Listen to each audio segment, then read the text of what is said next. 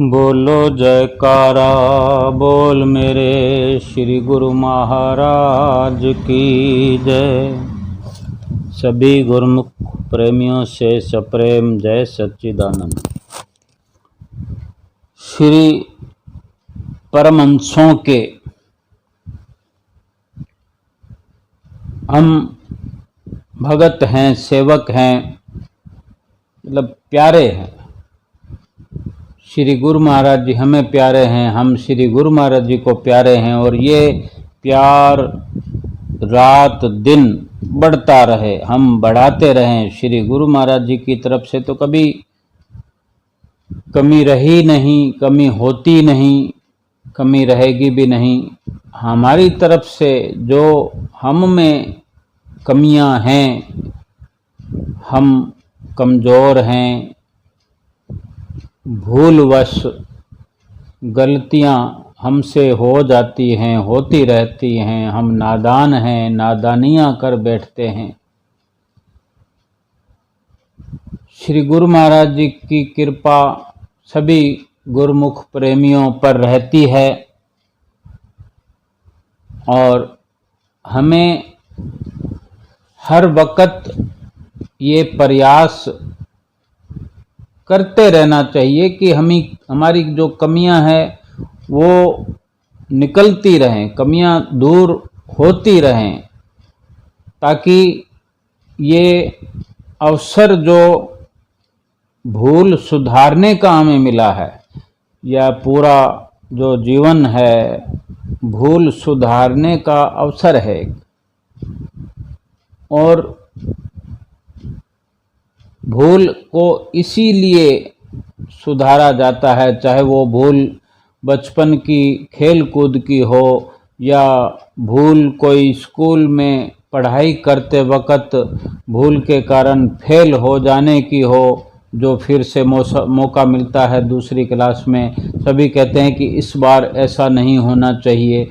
या फिर भूल जो हम कार्य करते हैं, बिजनेस करते हैं, कोई काम धंधा करते हैं, व्यापार करते हैं, उसमें किसी भूलवश हमें नुकसान हो जाता है, तो हमसे जो हमारे साथ कोई बड़ा है, आगाह करने वाला होता है, वो कहता है कि अब की बार ध्यान रखना, फिर से ये भूल न करते हुए नुकसान जैसा कार्य नहीं करना है।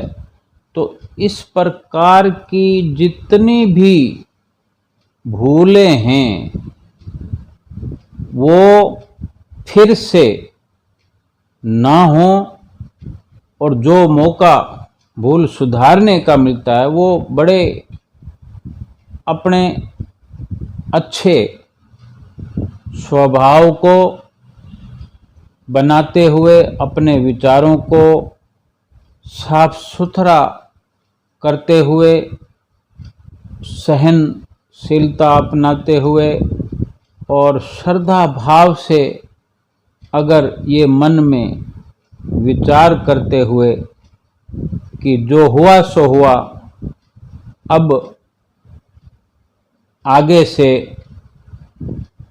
ऐसा कार्य करना है कि उसमें भूल का कोई भी अवसर ना पैदा हो। और जबकि हम भजन भक्ति की बात करते हैं, श्री गुरु महाराज जी ने हमें कितना हमारे जीवन में सत्संग भरा है। अगर इतना भर हम लेखे में लगा लें कि हमने अपनी भूल को सुधारना है, भूल कौन सी? जो पिछले जन्मों में करते रहे हैं। 84 लाख योनियों में दुख पाते रहे हैं भूल के कारण, भटकते रहे हैं इस भूल के कारण। भूल भक्ति वाली, भक्ति को भूलकर माया के लगातार शिकंजे में रहे हैं। इस भूल को सुधारने के भी यही मायने हैं कि माया से बचते हुए हर पल माया का ख्याल करते हुए उसके शिकंजे में न आते हुए लगातार भक्ति और परमार्थ की ओर बढ़ते हुए भूल का सुधार होता रहेगा। और जो भूल के कारण दुख दर्द प्राप्त करते आए हैं और उस 84 लाख योनियों में जो गलतियां होती रही, लगातार दुख पाते रहे, वो असर इस मनुष्य जीवन में भी लगातार रहा है और वो दुख भोगने पड़ रहे हैं। लेकिन ये गनीमत मौका मिला है कि इसको अपनी इस मौके के अंदर, इस मनुष्य जीवन के अवसर में जो अपनी सूझबूझ से, अपने बुद्धि कौशल से, अपनी सोच विचार शक्ति से उसका सुधार किया जा सकता है। ये मनुष्य जीवन की प्राथमिकता है।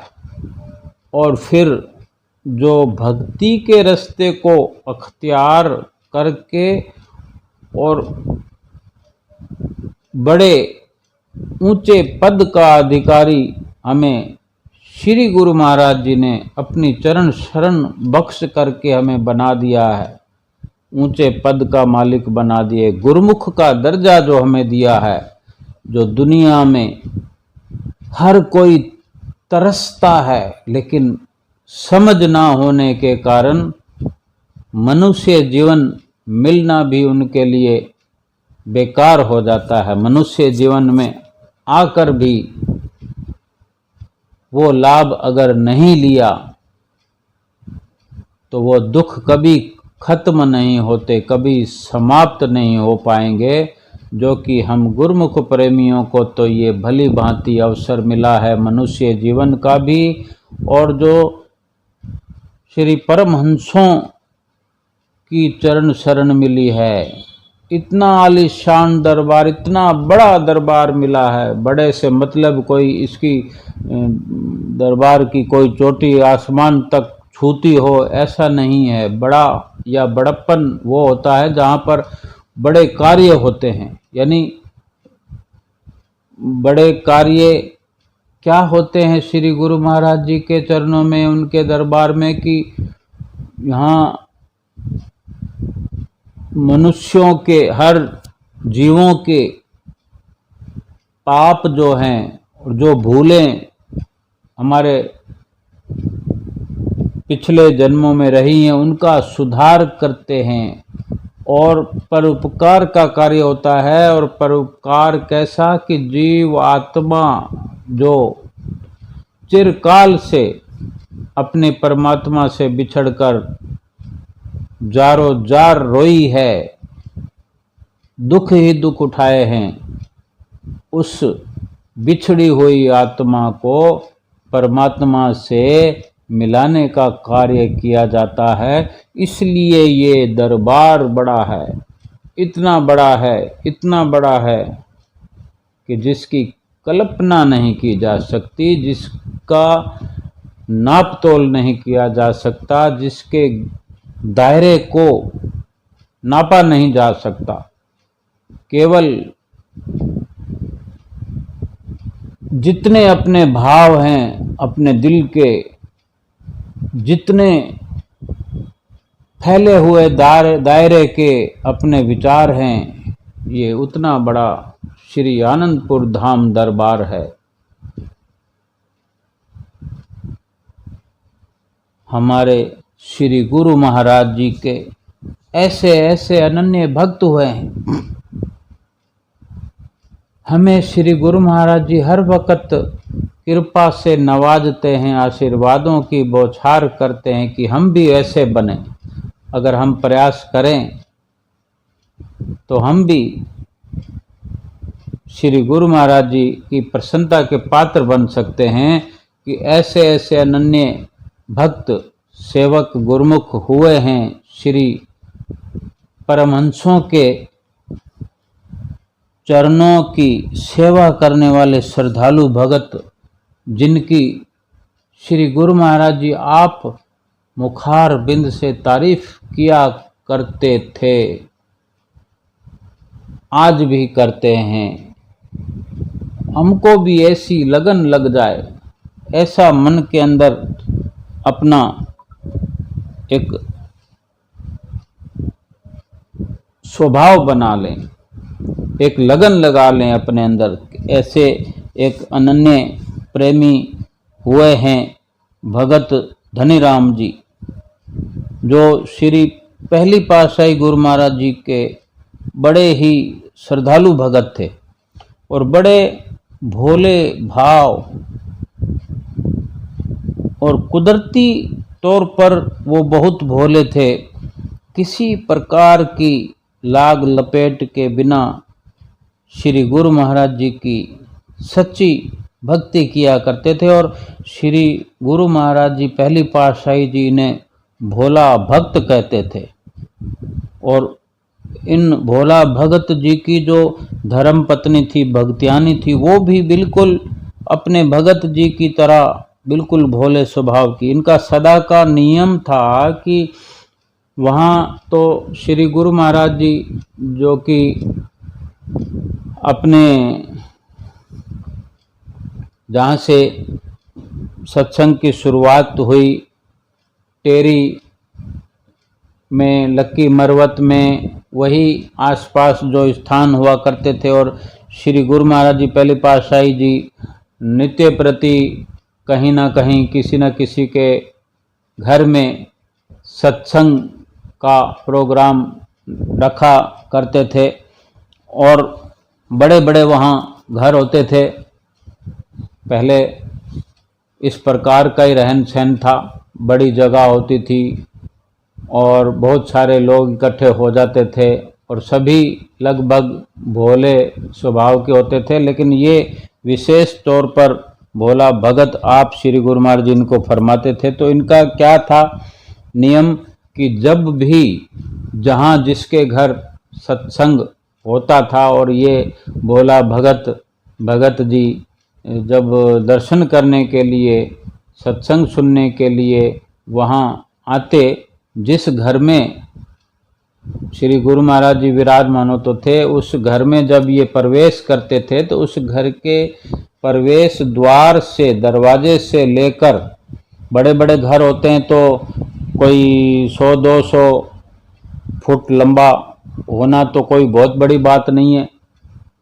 200 फुट लंबा हो घर, उस दरवाजे से लेकर आगे लंबाई अगर 100 फुट भी हो मान लेते हैं, तो दरवाजे से ही कोई दरियां या कालीन थोड़े ही बिछे होते हैं। जहाँ जिस कमरे में गुरु महाराज जी विराजमान होते हैं, बड़े कमरे होते हैं, वहाँ पर बैठने की व्यवस्था होती है। कच्चे मकान होते थे, कच्ची मिट्टी होती थी, बड़े बड़े हाथे होते थे।